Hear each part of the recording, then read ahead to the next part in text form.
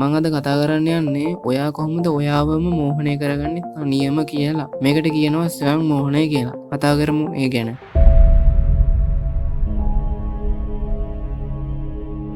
හැමෝම සාදරයෙන් පිළිගන්න මම මුලාවට හැමෝටම සුබ මොහොතක් වේවා.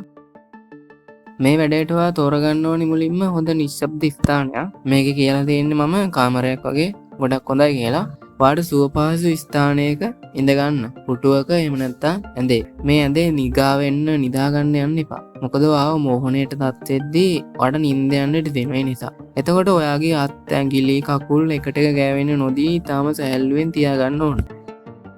විනාඩි 7ක් විතර නිශ්ශබ්දව පරිසරය හදාගන්න ඕනේ. මතක තියාගන්න ඔයාගේ ෆෝන් එක එහෙම නැත්නම් කිසියම් බාධක තියෙනවා නම් ඒ දේවල් ඕෆ් කරලා පැත්තකින් තියාගන්න ඕනේ.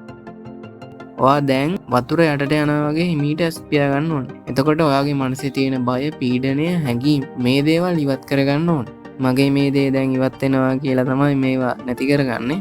ඒ දේවල් එහෙම නැති කරගන්න කාලය අරගෙන කලබල වෙන්න එපා. මෙතන ඔයාගේ ශරීරය සැහැල්ලු කරගන්න ඕනේ. ඇඟිලි තුඩු වලින් ඉඳලා කකුල්, දන, හිස්, බඩ, පපුව වලදන්න ඕනේ හැමතැනම. හිස් මුදුන දක්වා මේ විදිහට සැහැල්ලු කරගන්න ඕනේ. ඔයාට පුළුවන් කිසියම් සිසිල් සුළං ධාරාවක් ඇවිල්ලා වක් කකුල් දෙක වැදිලා ඊට පස්සේ කකුල් දෙක සැහැල්ලු වෙලා යනවා. අන්න ඒ වගේ. ඒ විදිහට මව ගන්න ඕනේ. මුළු ශරීරයම එකින් එක සැහැල්ලු කරගන්න ඕනේ. ගොඩක් වෙලාව අරගෙන මේ වැඩේ කරමු.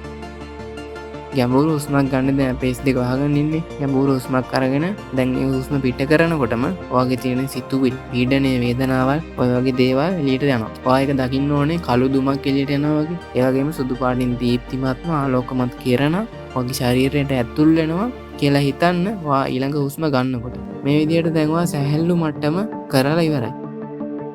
ඔයා දැන් සැහැල්ලුව කියලා හිතන්න ඕනේ. ඒ සැහැල්ලුව විඳින්න ඕනේ. ඊට පස්සේ ওই සැහැල්ලුව විඳින ගම පල්ලෙහාට මවා ගන්න ඕනි පඩි 10ක් තියෙන පඩි පෙළ. හතර වටේම වැහිලා පඩි පෙළක් තියෙනවා පහළට. ඒ පඩි පෙළේ පස්වෙනි පඩියේ ඉඳලා පල්ලෙහාට ජලයෙන් ගිලිලා තියෙනවා. ඒ ජලය සීතලයි. හරිද?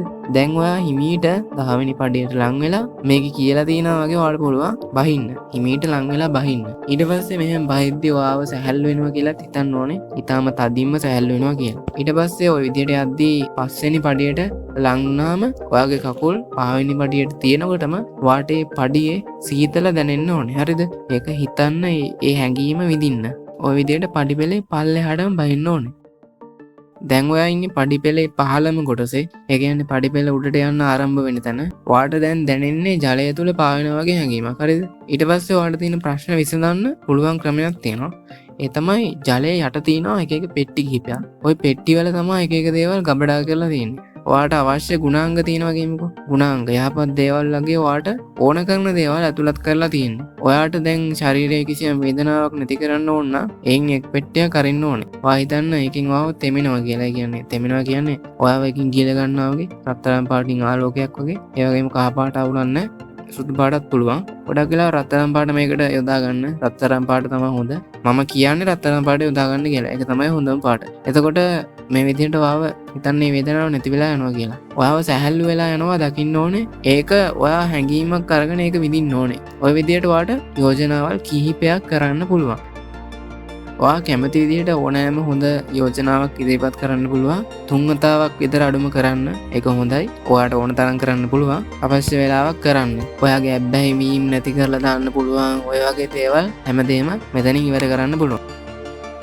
දැන් ඔයාට තියෙන්නේ උඩට යන්න ආපහු. උඩට ගිහිල්ලා උඩ තියෙන ජනේලයක්. හරිද? ලොකු ජනේලයක් තියෙනවා. ඒ කියන්නේ උඩ පඩිපෙළ තියෙනවානේ. පඩිපෙළ බහින්න පටන් ගන්න තැන අපි කකුල තියාගෙන ඉන්න හරිය. අන්නේ කකුල තියාගෙන ඉන්න ඒ බිම් ප්‍රදේශයේ ඉඳලා වහලේ ගෑවෙන තරමට ලොකු ජනේලයක් තියෙනවා. ඒක ඇත්තටම දොරක් වගේ. හරිද? ওই විදිහට ඕක මවා ගන්න. ඔයා දැන් පල්ලෙහා ඉඳලා ආපහු අර වගේ උඩට නගින්න ඕනේ. අර කලින් වගේම නගින්න ඕනේ. අංක හිතින් දකිමින් සැහැල්ලුවෙන් උඩට නගින්න ඕනේ. හරිද? ඒ වගේ මට කියන්න බැරි වුණා පඩිපෙළ බහින කොටත් අංක මතක් කරන්න ඕනේ. හරිද? ඔයා ඉන්නේ පඩිපෙළේ උඩම කොටසේ. ඔයා දැන් ගැඹුරු හුස්මක් ගන්න. ගැඹුරු හුස්මක් අරගෙන පිට කරන්න කලින් ඉස්සරහින් තියෙන ජනේලෙ හිමීට අරින්න. ඔයාට දැන් අර ජනේලෙ අරින්න තමයි ඕනේ. හිමීට අරිනකොට රත්තරන් පාටින් ආලෝකයක් එනවා දකින්නකොටම S2 හිමීට අරින්න. ඒ වගේම හිමීට හුස්ම පිට කරන්න. දැන් ඔයා මෝහන තත්ත්වයෙන් සම්පූර්ණයෙන්ම අවදි වෙලා ඉවරයි. දැන් මම කියන්නම් මේකේ තියෙන මිත්‍යාවල් මොනවද කියලා. මේ මෝහනේදී ඔයා අතරමං වුණොත් දන්නේ නැති වුණොත් දෙයක් කරන්න ඔයා සාමාන්‍යයෙන් නිද්‍රාවක වගේ ඉඳලා පැය භාගයක් විතර වගේ නිදාගෙන ඉඳලා ඉබේම හැරෙනවා. එතකොට ප්‍රශ්නයක් නැහැ. ඒ වගේම මේක නිතර කරද්දි මොළයට හානි වෙනවා. මොහොත් එක ශක්තිය නැති වෙනවා. මේ වගේ දේවල් බොරු එහෙම වෙන්නේ නැහැ. ඔයාට මේක ඕනම දෙයකට භාවිතා කරන්න පුළුවන්. භෞතිකව නෙමෙයි ඕනම දෙයකට කියන්නේ සාමාන්‍ය මානසික ප්‍රශ්න වලට පාවිච්චි කරන්න පුළුවන්. හැබැයි වීම වලින් මිදෙන්න, වේදනාවල් නැති කරන්න ඔය වගේ දේවල්. සාමාන්‍යයෙන් භෞතිකව සිද්ධ කරන්න බෑ. එහෙම දෙයක් සිද්ධ කරන්න බෑ. ඔයාම මෝහණය වෙලා ඔයාටම බෑ මොකක් හරි දෙයක් සිද්ධ කරන්න. එතකොට මේ මෝහණයෙන් ඔය වගේ දේවල් කරන්න පුළුවන්.